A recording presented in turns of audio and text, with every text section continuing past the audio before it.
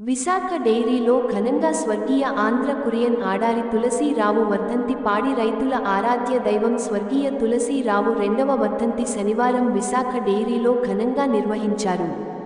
ఈ కార్యక్రమంలో Visakha dairy chairman Anand Kumar, పాలక వర్గ సభ్యులు, సియుఎస్వి రమణ, సీనియర్ లేదా జిమ్ విజయారావు, ఇతర ఉన్నత అధికారులు, సిబ్బంది పాల్గొన్నారు. విశాఖ డెయిరీ అన్ని కేంద్రాల్లో సిబ్బంది తమ అభిమాన నేతకు నివాళులు అర్పించి తమ అభిమానం చాటుకున్నారు. డెయిరీ ప్రాంగణంలో పెద్ద ఎత్తున అన్న సమారాధన కార్యక్రమం నిర్వహించారు.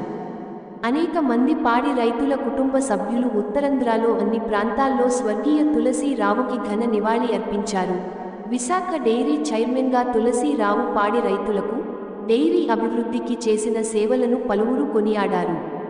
లక్షలాది మంది అభిమానుల ఆరాధ్య దైవంగా గుండెల్లో గుడి కట్టుకున్న తులసీరావుకి ఎవరు సాటి రారు లేరు అని అభిమానులు కొనియాడారు.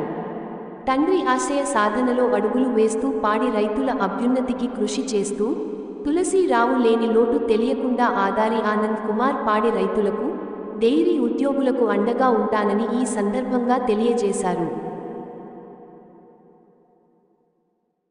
ఈ యొక్క కార్యక్రమంలో గౌరవ విశాఖ డెయిరీ బోర్డు డైరెక్టర్లు, జనరల్ మేనేజర్లు, ప్లాంట్ సెక్షన్ హెడ్స్, ఫీల్డ్ సిబ్బంది మరియు మార్కెటింగ్ సిబ్బంది, ప్లాంట్ సిబ్బంది, అభిమానులు తదితరులు నివాళులర్పించారు.